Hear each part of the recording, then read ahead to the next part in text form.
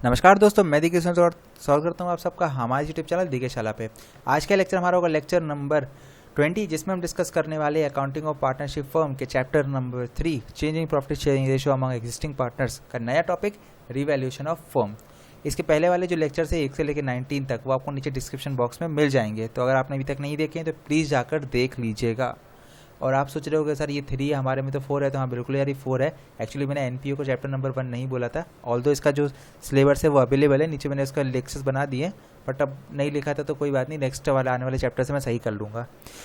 तो उससे पहले मैं आपको बता दूं, हमारा जो क्लास 12th का शेड्यूल है वो है मंडे वेडनेसडे फ्राइडे शाम 8 बजे, और क्लास 11th अकाउंट जैसे मैंने आपको बताया, नहीं बताया वैसे अभी बता देता हूँ कि नीचे इसका पूरा का पूरा course free of cost available है, तो आप जाकर देख सकते हो। आप नहीं देखना तो अपने जूनियर्स को बता दो, अपने छोटे भाई बहन को बता दो, या फिर आपको देखना है कोई कंसेप्ट रिवाइज करना है तो वो जाकर देख सकते हैं, ठीक है। और 12th अकाउंट्स तो ये है ही, और 1 से लेकर 90 तक जैसे मैंने आपको बताया पुराने लेक्चर सारे अवेलेबल हैं। प्लीज़ जाओ देखो यार, क्यों नहीं देखते हो, जाके देखो। और देखो नहीं, शेयर भी करो ताकि दूसरों को भी पता चले। तो बात करते हैं revaluation of asset and liabilities की।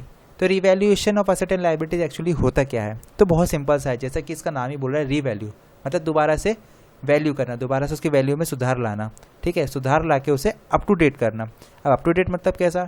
जैसे मान के चलो ये एक फर्म है ए और बी की, ठीक है, या पार्टनरशिप फर्म है, इसमें इनकी एसेट और लायबिलिटीज़ होंगे, इनकी कुछ कुछ वैल्यूज़ होगी। फॉर एग्जांपल 1000 ये इसकी वैल्यू होगी, इसमें कुछ एसेट्स होंगे, इसमें कुछ लायबिलिटीज़ होंगी। अब एसेट्स में कुछ ऐसे एसेट्स भी होंगे जो कि हो सकता है इनका अभी वैल्यूएशन सही से ना किया गया हो, मार्केट के हिसाब से वैल्यूड ना किए गए हों, या फिर इनमें डेप्रिसिएशन ना लगाया गया हो, ऐसी बहुत सारी बातें हो सकती हैं। तो ये सारी की सारी चीज़ें इसके अंदर अल्टरेशन करी जाएगी और इसे सही से वैल्यू किया जाएगा। सिमिलरली लायबिलिटीज़ में ऐसा बहुत सारी चीज़ें हो सकती है जो आउटस्टैंडिंग लायबिलिटीज़ हों, या लायबिलिटीज़ को डिक्रीज़ करना हो, या प्रोविजंस क्रिएट करने हो। इस तरीके से बहुत सारी चीज़ें हैं जो ये करके हम इसको अपडेट कर सकते हैं और इसको सही से वैल्यू कर सकते हैं। तो ये सब चीज़ें हमें करना पड़ेंगी। अब आप बोल रहे हो सर इतनी करने की ज़रूरत क्या है, क्यों कर रहे हैं हम ये सब? तो मैं बताता हूँ। क्या देखो, होता क्या है, वैसे जनरली करने की ज़रूरत नहीं होती है, लेकिन जब मान के चलो कोई नया पार्टनर आता है, फॉर एग्जांपल इस पार्टनरशिप फर्म में सी एक नया पार्टनर आएगा, तो वो ये चीज़ डिमांड करेगा कि आपकी जो भी फर्म है उसकी मुझे एग्जैक्ट वैल्यूएशन चाहिए और एकदम अप टू डेट वैल्यूएशन चाहिए। अब क्यों वैल्यूएशन चाहिए? ये तो बहुत कॉमन सा आंसर है इसका कि भाई कोई एक नया बंदा आएगा, वो पैसा लगाएगा, तो एटलीस्ट उसको सही जानकारी तो हो कि मैं जिस बिजनेस का पार्टनर बनने वाला हूँ उसका पूरा एग्जैक्ट अमाउंट है क्या, उसके एग्जैक्ट फिगर्स हैं क्या, उसकी एग्जैक्ट पोजीशन है क्या, ठीक है। तो वो जब जानने के लिए क्या करेगा, सी इसका डिमांड करेगा, किस चीज़ का? रिवैल्यूएशन का। तो बस इसी चीज़ के लिए हम क्या करते हैं, रिवैल्यूएशन करते हैं, सिंपल सी बात है, ठीक है, ताकि ये बेचारा सी जो है सेटिस्फाई हो सके। अब ये चीज़ यहाँ से यहाँ तक लिखी है, when a new partner is admitted the existing asset and liabilities of the firm are correctly revalued for knowing the exact financial position. तो एग्जैक्ट फाइनेंशियल पोजीशन पता करने के लिए हम ये करते हैं, ठीक है। For the satisfaction of newly admitted partner, तो भाई इसका एग्जैक्ट पोजीशन पता करना है हमें इस फर्म का, क्यों? ताकि सी अच्छे से सेटिस्फाई हो सके, ये चीज़ मैंने बताई। दिस इज कॉल्ड रिवैल्यूएशन, इसे कहा जाता है रिवैल्यूएशन, ठीक है। इतनी बात आपको मेरे ख्याल से समझ में आ चुकी होगी। पहले ही बता दूं, ये सब स्क्रीनशॉट लेने की ज़रूरत नहीं है, नीचे डिस्क्रिप्शन बॉक्स में नोट्स का लिंक है, वहाँ से आपको ये नोट्स मिल जाएंगे, ठीक है। तो इतनी बात आपको मेरे हिसाब से समझ में आ चुकी होगी कि रीवैल्यूएशन क्या होता है। अब आगे देखते हैं कि हाँ रीवैल्यूएशन तो हो गया, अब इसका जो टेक्निकल चीज़ें हैं कि भाई रीवैल्यूएशन से हमें क्या करना चाहिए, कैसा करना चाहिए, वो सब चीज़ें समझते हैं। तो जब भी आप रीवैल्यूएशन करोगे तो आप क्या करोगे, एक रीवैल्यूएशन अकाउंट बनाओगे, ठीक है। आप क्या बनाओगे, एक रीवैल्यूएशन अकाउंट। इसका दूसरा नाम क्या होता है? इसका दूसरा नाम होता है profit and loss adjustment account, ठीक है। अब इसमें आप क्या करेंगे, तो इसमें देखो मैं आपको सिंपल सी चीज़ बताता हूँ। आप रीवैल्यूएशन करते समय 2 चीज़ें आपके सामने होंगी, या तो असेट या तो लायबिलिटी। अब या तो असेट इंक्रीज होगा या डिक्रीज होगा रीवैल्यू करने में, सिमिलरली या तो लायबिलिटी इंक्रीज होगी या डिक्रीज होगी, ठीक है, इतनी सी बात है। तो अब एक चीज़ बताओ, जब भी असेट इंक्रीज होता है या फिर जब भी लायबिलिटी डिक्रीज होती है, तो इसका क्या मतलब होता है? इसका मतलब ये होगा कि आपका जो प्रॉफिट है वो बढ़ेगा, ठीक है, आपका प्रॉफिट बढ़ेगा इन दोनों केसेस में, ठीक है। अब ऐसा क्यों है? बहुत सिंपल सी बात है ना यार, आपके पास कैश बढ़ रहा है, आपकी संपत्ति बढ़ रही है, ठीक है, कैश नहीं एक्चुअली जो आपका एसेट है संपत्ति है वो बढ़ रही है, इसका मतलब प्रॉफिट में जा रहे हो। सिमिलरली अगर आपकी लायबिलिटीज़ हैं, ठीक है, जो खर्च लायबिलिटीज़ होती हैं वो अगर कम हो रही हैं तो भी क्या है, आप फ़ायदे में ही जा रहे हो, क्योंकि लायबिलिटी क्या होता है, उधार कम हो रहा है, इसका मतलब क्या है, आप फ़ायदे में हो। इसका रिवर्स देखते हैं, अगर आपका असेट कम हो रहा है, आपकी संपत्ति कम हो रही है, या फिर आपकी लायबिलिटीज़, आपके ऊपर कर्जा बढ़ रहा है, तो इन दोनों का मतलब क्या है कि कहीं ना कहीं ये आपके लॉस को शो कर रहा है, इसमें आपका लॉस बुक हो रहा है। तो अब आगे क्या बोलता है ये कि अगर आपको प्रॉफिट हो रहा है, अगर आपको प्रॉफिट हो रहा है तो आप क्या करोगे इस केस में? इस केस में आप रीवैल्यूएशन अकाउंट को क्रेडिट करोगे। ठीक है, आप क्या करोगे? प्रॉफिट हो रहा है तो रीवैल्यूएशन को क्रेडिट करोगे। सिमिलरली अगर आपको लॉस हो रहा है तो आप क्या करोगे? लॉस में रीवैल्यूएशन अकाउंट को डेबिट करोगे। ठीक है, अब थोड़ा सा आपको और अच्छे से मैं समझाता हूँ। एग्जाम्पल मैं आपको देता हूँ। मान के चलो आपका एक स्टॉक था जो था 100 रुपीज़ का, रीवैल्यू करने के बाद वो हो गया 110 रुपये का। ठीक है, तो यहाँ पर क्या हुआ? आपका असेट इंक्रीज हुआ। असेट इंक्रीज हुआ इसका मतलब क्या है? आपका प्रॉफिट हुआ। और मैंने क्या बोला? जब भी प्रॉफिट होगा तो आप रीवैल्यूएशन को क्रेडिट करोगे। तो यहाँ इसकी एंट्री आप किस तरीके से करोगे कि यहाँ 10 रुपये से आप स्टॉक को बढ़ा दोगे। स्टॉक बढ़ेगा मतलब असेट बढ़ेगा, असेट जब भी बढ़ता है तो डेबिट होता है। ठीक है, तो स्टॉक अकाउंट डेबिट टू किसे करोगे? अब मैंने आपको बताया कि प्रॉफिट जब भी होता है तो क्रेडिट आपको रीवैल्यूएशन अकाउंट को करना है। तो टू रीवैल्यूएशन अकाउंट, कितने रुपए से? 10 रुपये से 10 रुपये से। तो यहाँ पर आप देखो आपको जो दोनों साइड है, debit side plus credit side, दोनों सेटिस्फाई हो गए। आपको दोनों साइड की चीज़ें पता चल गई कि हाँ इस तरीके से एक जगह स्टॉक आएगा और दूसरी जगह जो है आपका रीवैल्यूएशन अकाउंट आएगा, और आपको अमाउंट भी पता चल गया। तो यही चीज़ बस है। अब यही चीज़ को मैं अच्छे से और अभी आगे समझाऊंगा, एक एक एंट्री एक एक चीज़ की समझाऊंगा। तो टेंशन मत लो अगर अभी समझ में ना आया हो तो। अभी जो छोटी सी मुझे समझानी थी ये चीज़ कि जब भी प्रॉफिट होगा तो रीवैल्यूएशन क्रेडिट होगा, जब भी लॉस होगा तो रीवैल्यूएशन डेबिट होगा। ये चीज़ मुझे समझानी थी, ये मैंने आपको समझा दी। ये चीज़ पेपर में आ सकती है, सीधा थ्योरी में आ सकता है। तो थ्योरी में आप वन लाइनर को जो आंसर्स हैं उसको दे सकते हो। ठीक है, या कभी आके फिलिप्स के रूप में आ जाएगा, इस तरीके से मल्टीपल चॉइस क्वेश्चंस में आ जाएगा। तो इस तरीके से अगर आ जाए तो आप वहाँ ये चीज़ याद रखना कि रीवैल्यूएशन में प्रॉफिट हो रहा है तो क्रेडिट होगा, रीवैल्यूएशन में लॉस हो रहा है तो डेबिट होगा। ठीक है, सॉरी रीवैल्यूएशन करने में तो रीवैल्यूएशन डेबिट होगा। ठीक है, मेरे हिसाब से ये चीज़ आपको अच्छे से समझ में आ चुकी होगी। अब आगे बढ़ते हैं। देखो इसके बाद on the whole if there is a profit it is credited to old partners. हाँ, इसके बाद ये जो चीज़ है वो आपको आगे मैं समझाऊंगा। ठीक है, बस इसकी जो एक मेन चीज़ मैं आपको बता दूं कि यहाँ पे देखो, अब यहाँ पे क्या होता है कि ये जो फाइनली आप पूरी की पूरी एडजस्टमेंट करोगे, ठीक है, एसेट और लायबिलिटीज़ के एडजस्टमेंट करोगे, तो इसमें आप फिर देखोगे कि नेट कुछ फ़ायदा होगा कुछ लॉस होगा। मान के चलो एसेट में फाइनली आपको फ़ायदा हुआ 10 रुपये का और लायबिलिटीज़ से आपको फाइनली नुकसान हुआ 2 रुपये का। ठीक है, तो देखो फ़ायदा माइनस नुकसान, तो आपको 8 रुपये का फ़ायदा ही हुआ। तो ये फ़ायदा जो है ये किसे मिलेगा? ये कहाँ ट्रांसफ़र होगा? तो ये जो ट्रांसफ़र होगा ये ट्रांसफ़र हो जाएगा आपके कैपिटल अकाउंट में, जो आपके ओल्ड पार्टनर्स हैं उनके कैपिटल अकाउंट में हो जाएगा। तो ये 8 रुपये जो हैं, तो ये देखो इसकी एंट्री क्या करेंगे? मुझे पता है ये जो सारा प्रॉफिट था ये मैंने क्रेडिट कर दिया होगा पहले। ठीक है, तो ये सारा का सारा 8 रुपये का प्रॉफिट क्रेडिटेड होगा, क्योंकि मैंने आपको बताया था जब भी प्रॉफिट होता है तो वो क्रेडिट करा जाता है। तो ये अभी फिलहाल मेरे क्रेडिट अकाउंट में पड़ा होगा रीवैल्यूएशन के। अब मुझे क्या करना है? इसे ट्रांसफ़र करना है। कहाँ ट्रांसफ़र करना है? तो मेरे ओल्ड पार्टनर्स के अकाउंट में ट्रांसफ़र करना है। तो मैं क्या करूँगा? मैं रीवैल्यूएशन को करूँगा डेबिट। ठीक है, रीवैल्यूएशन अकाउंट डेबिट कितने से करूँगा?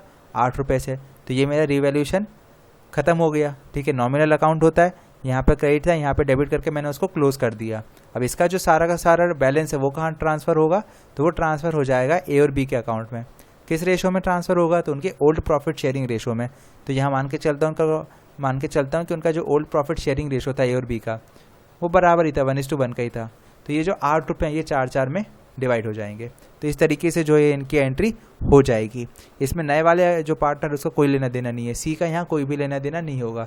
ठीक है, सारा का सारा जो गेम है वो ओल्ड पार्टनर के साथ ही खेला जाएगा।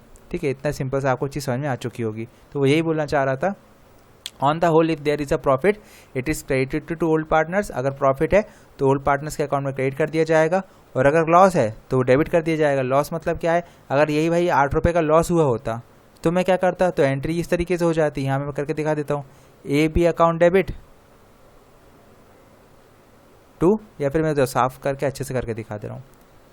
इसको साफ करते हैं और यहाँ पे मान के चलो ये प्रॉफिट की एंट्री तो मैंने आपको करके दिखा दी कि अगर प्रॉफिट होता 8 रुपये का तो एंट्री कर देते आप revaluation account debit to A B. ठीक है, ये एंट्री थी 8 रुपये और 4 रुपये की। अब मान के चलो कि लॉस होता, 8 रुपये का लॉस होता, तो आप क्या करते? तो देखो लॉस है, तो मैंने बताया कि लॉस के समय आपने रिवैल्यूएशन करा होगा डेबिट, मतलब आपके पास इस समय रिवैल्यूएशन का डेबिट बैलेंस पड़ा होगा 8 रुपये से। तो इसे कैंसिल आउट करने के लिए क्या करना पड़ेगा? इसे क्रेडिट करना पड़ेगा। तो आपको टू रिवैल्यूएशन अकाउंट करना पड़ेगा 8 रुपये से। ठीक है, तो आपने इसे क्रेडिट तो कर दिया, पैसा तो इसका जो है वो कैंसिल आउट कर दिया। ठीक है, पहले डेबिट था, आप क्रेडिट करके आपने इसे कैंसिल कर दिया है, ये नॉमिनल अकाउंट खत्म हो चुका है। बट अब यहाँ अगर ये क्रेडिट हुआ तो कुछ डेबिट भी होना चाहिए, तो क्या डेबिट होगा? तो यहाँ पे ए और बी अकाउंट डेबिट होंगे। ठीक है, ए अकाउंट डेबिट और बी अकाउंट डेबिट। ठीक है, किस रेशो से होगा? तो भाई अगर इनका कुछ भी रेशो नहीं है, इक्वल रेशो है, तो 1:1 दैट इज़ 4:4, इससे आपको डेबिट कर देना है। सिंपल सा है।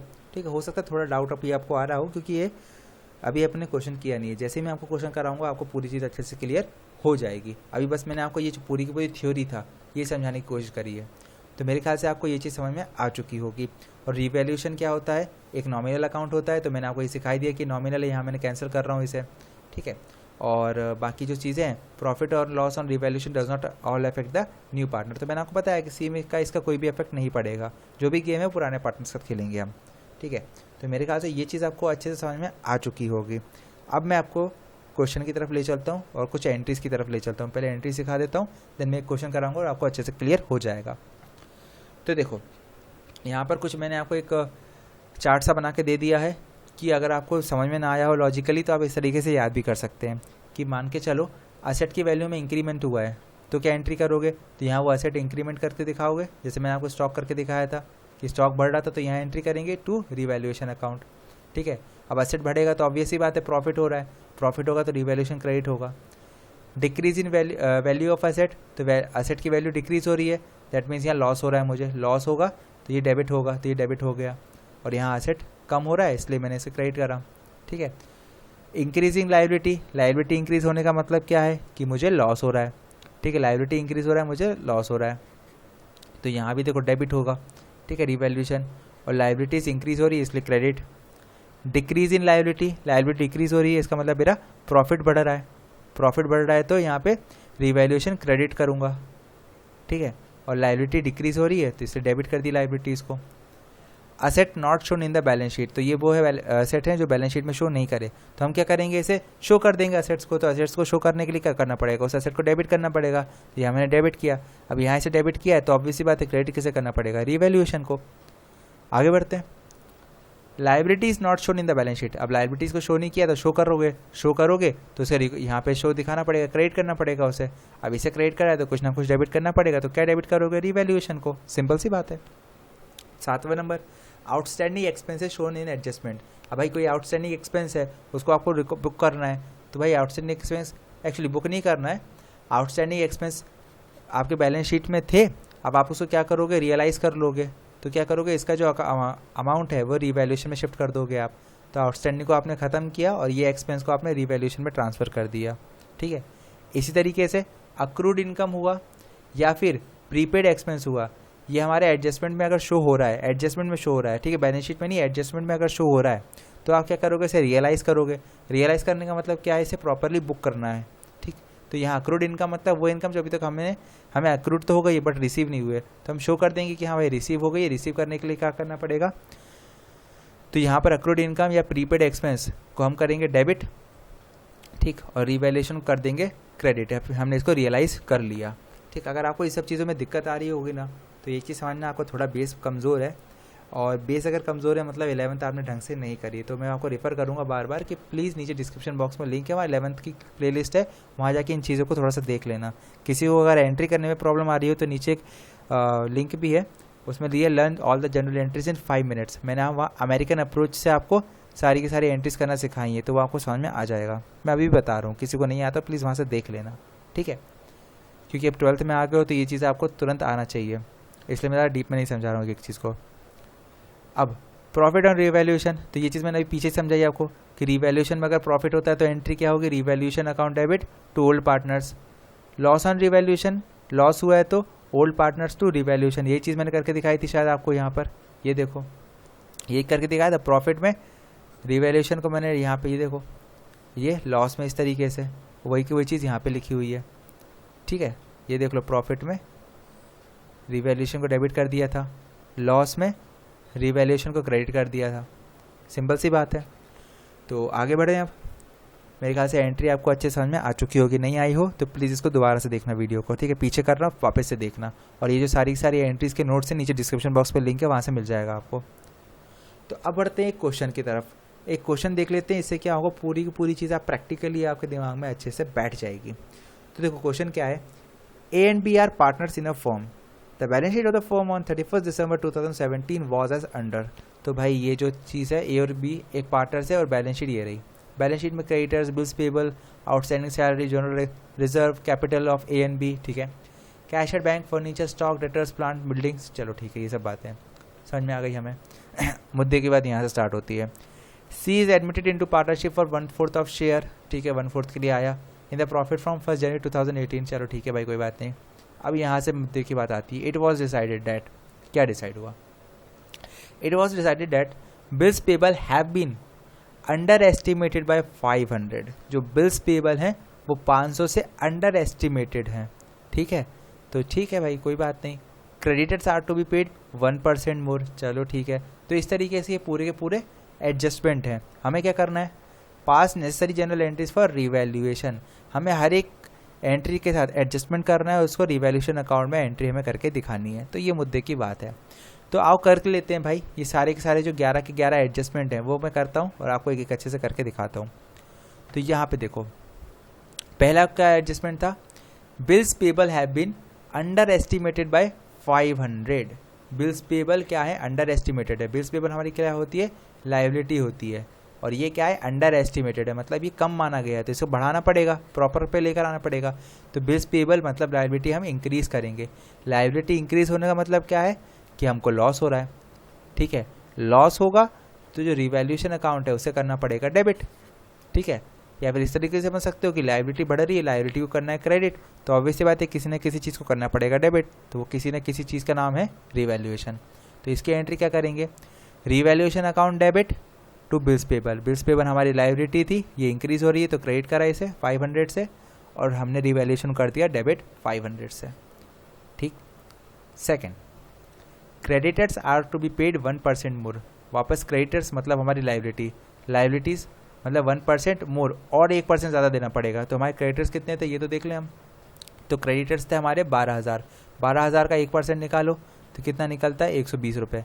मतलब 120 रुपये से हमारे क्रेडिटर इंक्रीज़ हो जाएंगे, ठीक है। तो मतलब लायबिलिटी हमारी इंक्रीज़ हो जाएगी 120 रुपये से। तो देखो, तो हम क्या करेंगे, टू आउटस्टैंडिंग क्रेडिटर्स, यहाँ हमने लायबिलिटी इंक्रीज़ कर दी 120 रुपये से। अब कुछ ना कुछ डेबिट करना पड़ेगा, तो क्या डेबिट करा हमने, रिवैल्यूएशन अकाउंट को, ठीक है। आगे बढ़े। Third, outstanding salary to be brought up to 7,000, ठीक। तो आउटस्टैंडिंग सैलरी को 7,000 तक लेकर आना है। तो ये पहले कितनी थी, पहले ये पता होना चाहिए। तो आउटस्टैंडिंग सैलरी जो हमारी थी वो थी 5,000, इसको कितने पे लेकर आना है, 7,000 पे, मतलब 2,000 से हमें बढ़ाना है इसे, ठीक है। तो 2,000 से बढ़ाना है, तो आउटस्टैंडिंग सैलरी हमारी क्या हो गई, लायबिलिटी हो गई, क्योंकि ये देना है हमें, आउटस्टैंडिंग मतलब देना बाकी है। तो वापस से लायबिलिटी इंक्रीज़ हो रही है, लायबिलिटी इंक्रीज़ होगी मतलब ये क्रेडिट होगी। तो ये देखो, मैंने आउटस्टैंडिंग सैलरी को कर दिया क्रेडिट, कितने से, 2,000 से, और रिवैल्यूएशन को कर दिया डेबिट 2,000 से, ठीक। चौथा, a provision of 2,000 to be created for outstanding repairs. अब प्रोविजन क्या होता है, प्रोविजन भाई होता है लायबिलिटी ही होती है एक प्रकार की प्रोविजन। अगर आप लोगों को प्रोविजन में डाउट हो तो प्लीज़ एक बार रिवाइज कर लेना उसे, या फिर नीचे वही बता रहा हूँ कि 11th क्लास की प्लेलिस्ट है, वहाँ जाना देख लेना प्रोविजंस। तो प्रोविजंस क्या होती है, फ्यूचर लायबिलिटी होती है, वो चीज़ हमें फ्यूचर में चुकाना रहती है। तो बेसिकली यहाँ पर हो क्या रहा है, हमारी लायबिलिटी इंक्रीज़ हो रही है, तो वापस से लायबिलिटी इंक्रीज़ होगी मतलब क्रेडिट। तो यहाँ पर आउटस्टैंडिंग रिपेयर्स हमारी जो लायबिलिटी थी उसे मैंने इंक्रीज़ किया 2,000 से, तो क्रेडिट करा, तो ऑब्वियस सी बात है रिवैल्यूएशन को डेबिट करना पड़ेगा 2,000। Fifth, provision has to be made for legal charge. Again वही प्रोविजन वाला कंसेप्ट आ गया, ठीक है। तो वहाँ पर यहाँ पे क्या करूँगा, लायबिलिटी को बढ़ा दूंगा, लीगल चार्जेस के नाम से प्रोविजन बनाऊंगा 500 का, और डेबिट क्या कर दूंगा, रिवैल्यूएशन को। Provision for outstanding claims to be made against damages of 1200। वापस वही प्रोविजन की कहानी आ गई है, तो वापस वही को भी एंट्री करेंगे, प्रोविजन क्रिएट करेंगे, लायबिलिटी बढ़ाएंगे, क्रेडिट करेंगे 1200 से, और रिवैल्यूएशन को डेबिट कर देंगे 1200 से। तो ये तीनों की तीनों एक ही कंसेप्ट पे थी एंट्री, ठीक है। आगे देखते हैं, बिल्डिंग इज रीवैल्यूड एट 45,000। तो बिल्डिंग थी कितनी पहले तो ये देख लेते हैं। तो जो बिल्डिंग थी वो यहाँ पर देखो आप, बिल्डिंग थी भाई 40,000 की, इसे कर दिया 45 पर, मतलब 5,000 का बिल्डिंग में इंक्रीमेंट आया। तो 5,000 से क्या हो रहा है, मेरा जो असेट है 5,000 से बढ़ रहा है। ठीक है, तो असेट बढ़ेगा तो असेट को क्या करना पड़ेगा, डेबिट। तो यहाँ पर ये देखो बिल्डिंग अकाउंट को मैंने करा डेबिट, कितने से, 5,000 से। बिल्डिंग को डेबिट करा तो रिवैल्यूएशन क्रेडिट करना पड़ेगा, तो ये 5,000 से क्रेडिट कर दिया। ठीक है, प्लांट इज रीवैल्यूएड एट 38,000, तो प्लांट को रिवैल्यू किया 38,000 से। तो पीछे आप जाकर देख लेना, प्लांट की जो पुरानी कीमत थी वो थी 30,000 की, इसे कर रहा हूँ मैं 38, मतलब 8,000 से मैं इंक्रीमेंट कर रहा हूँ। तो वही कंसेप्ट है, एसेट बढ़ रहा है मेरा, तो यहाँ पे एसेट बढ़ रहा है तो डेबिट करा एसेट को 8,000 से, क्रेडिट कैसे करा, रिवैल्यूएशन अकाउंट को। स्टॉक इज रिवैल्यूएड एट 12,500, तो स्टॉक कितने का था मेरा, स्टॉक मेरा था 14,000 का, इसे मैंने कितने पे लेके आया, 12,500 पे, मतलब 1500 से 1,500 से मेरा स्टॉक कम हो रहा है। तो यहाँ स्टॉक कम हो रहा है मतलब मेरा जो असेट है वो कम हो रहा है। तो यहाँ पर ये देखो असेट मेरा, यहाँ पे लिख देता हूँ, असेट मेरा कम हो रहा है, असेट कम होता है तो क्रेडिट। ठीक है, तो यहाँ पर ये देखो मेरा असेट कम हो रहा है, तो यहाँ पे मैंने इसे क्रेडिट करा 1,500 से, इसे भाई क्रेडिट करा तो डेबिट कैसे करना पड़ेगा, ऑब्वियस सी बात है, रिवैल्यूएशन अकाउंट को। ठीक है, फर्नीचर इज रीवैल्यूएड एट 5,000, फर्नीचर को रिवैल्यूएट करना है 5,000 पे। तो देख लेते हैं भाई फर्नीचर कितने पे था, तो फर्नीचर हमारा जो था वो 6,000 पे था, 6,000 से मैं इसे 5,000 पे लेके आ रहा हूँ, मतलब 1,000 रुपये का, 1,000 रुपये से मेरा असेट कम कर रहा हूँ। तो असेट कम होता है तो वापस से यही का सेम लॉजिक लग जाएगा। ठीक है, 1,000 रुपये से मेरा असेट कम होगा मतलब क्रेडिट, तो फर्नीचर क्रेडिट हो रहा है 1,000 रुपये से, तो ये क्रेडिट हो रहा है तो ऑब्वियस सी बात है डेबिट क्या होगा, रिवैल्यूएशन अकाउंट डेबिट होगा 1,000 से।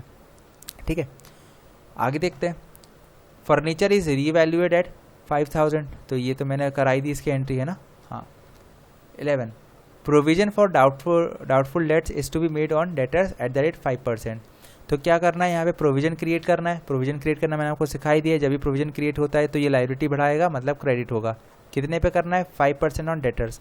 तो डेटर्स कितने थे मेरे, तो मेरे डेटर्स जो हैं वो हैं 10,000, तो 10,000 का 5% निकालूंगा तो वो 500 निकलेगा।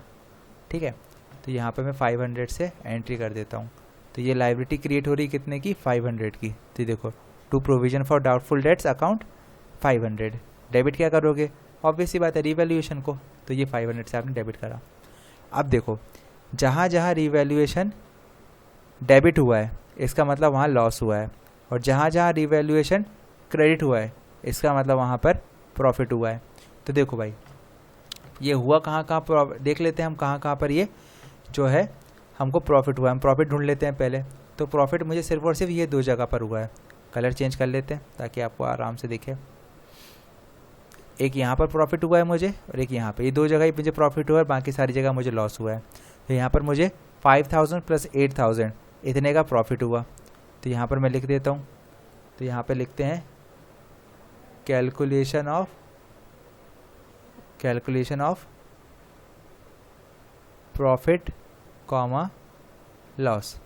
तो यहाँ पर जब मैंने प्रॉफिट को कैलकुलेट करा तो प्रॉफिट कैलकुलेट करने पे कितना आया, 8,000 प्लस 5,000, मतलब टोटल 13,000 का आया।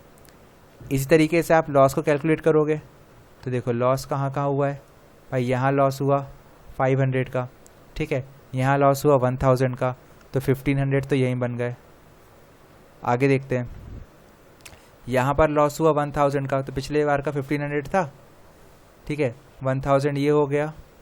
फिर लॉस हुआ 1,500 का, तो 2,500, तो यहाँ से 2,500 हो गया, तो ये कितना हो जाएगा 4,000, ठीक है, ये 4,000 का हो गया। फिर यहाँ पे देख लेते हैं, पिछली बार का 4,000 का लॉस है, याद रखना। अब यहाँ पे कितने का आया, तो यहाँ पे फिर लॉस हुआ 2,000 का, फिर लॉस हुआ 2,000 का 4,000, फिर लॉस हुआ 2,500, और ये फिर आपका लॉस 1,200, तो 2,500 और 12 कितने हुआ 3,700, तो 3,700 का ये लॉस हो गया। तो ये टोटल कितने का लॉस हुआ 7,700 का। तो टोटल आपका जो लॉस हुआ है वो कितना हो गया 7,700 का। आप लोग एक काम करना, वो सारे के सारे लॉस यहाँ पे लिख सकते हो, ठीक है, मैंने पीछे पीछे करके दिखा दिए, तो आप इस तरीके से मत करना, आप एक चीज़ यहाँ पे लिख के करना। मेरे पास एक सिंगल पेज नहीं है इसलिए मैं इस तरीके से कर रहा हूँ, ठीक है। तो एक बार चेक कर लेते हैं, सारे लॉसेस मैंने, अरे यहाँ भी कुछ लॉसेस थे जो रह गए, 500 और 120 का, तो 7700 में 500 जोड़ा, 500 120 मतलब 620 जोड़ना है, तो 7 और 6 13, 8320 और मेरा कुछ रह तो नहीं गया कहीं पर, नहीं यहाँ पर हो गया, ये भी हो गया, ठीक है, और ये भी हो गया, तो मेरा कितना आ रहा था ये 8320। एक बार चेक करना पड़ेगा क्योंकि जो लॉस है हमने या तो कुछ चीज़ कम करी है, क्योंकि लॉस जो आना चाहिए वो आना चाहिए 9320 का, ठीक है। एक बार आप चेक कर लेना, सारे लॉस का ऐड करके देख लेना, क्योंकि लॉस 9320 का आएगा। तो यहाँ पर देखो लॉस आप माइनस कर देंगे तो कितना बचेगा 3680। कोई बड़ी बात नहीं है, लॉस चेक कर लेना पीछे बस आप लोग, शायद एक आध चीज़ छूट रही है, मुझे ध्यान दिख नहीं रही है अभी, वो आप लोग आराम से देखना तो दिख जाएगी, उन 11 में से कोई एक ना एक चीज़ में आपको ये चीज़ दिखेगी, ठीक है। तो यहाँ पे नेट जो आपको लॉस हो रहा है वो कितने का हो रहा है, सॉरी नेट जो प्रॉफिट हो रहा है वो कितने का हो रहा है 3680 का। तो प्रॉफिट जो मेरा हुआ होगा, तो प्रॉफिट में मेरा जो रिवैल्यूएशन अकाउंट है वो क्रेडिट बैलेंस दिखा रहा होगा 3680 का, तो इस क्रेडिट बैलेंस को मुझे कैंसिल आउट करना पड़ेगा क्योंकि ये नॉमिनल अकाउंट है। तो ये पैसा कहाँ ट्रांसफ़र करूँगा मैं, ये मैं पैसा ट्रांसफ़र करूँगा कैपिटल अकाउंट में ऑफ ए एंड बी। तो यहाँ पर देखो मैं एंट्री क्या कर दूँगा, तो इसको क्रेडिट है तो इसे डेबिट करना पड़ेगा, तो मैं करूँगा revaluation account debit 3680 to A's account to B's account, ठीक है। कितने से यहाँ कुछ, यहाँ का रेशो कुछ दिया नहीं था तो मैं बराबर मानूंगा कि इक्वली होगा, तो 1840 ये आपकी इससे एंट्री हो जाएगी, ठीक है। तो ये आपकी फाइनल एंट्री थी और ये हमारा पूरा का पूरा क्वेश्चन हो गया। बस ये चीज़ें एक बार देख लेना आप ध्यान से, ठीक है। 9320 ही आएगा इसका। तो मेरे हिसाब से आपको ये वीडियो समझ में आई होगी, लेक्चर पूरा का पूरा समझ में आया होगा, और कोई भी डाउट अगर आपको हो तो नीचे कमेंट बॉक्स तो है, आप मुझसे वहाँ पे पूछ सकते हो, ठीक है। और आप जो भी नोट्स वगैरह हैं वो नीचे डिस्क्रिप्शन बॉक्स में है, वहाँ से आपको मिल जाएंगे। बाकी चैनल को सब्सक्राइब करना बिल्कुल ना भूलना। कोई भी नए अपडेट के लिए आप मुझे इंस्टाग्राम और फेसबुक पे फॉलो कर सकते हो। तो आज के लिए इतना ही रखते हैं, नेक्स्ट लेक्चर हमारा आएगा वेडनेसडे को शाम 8 बजे। तो आज के लिए इतना ही, थैंक यू।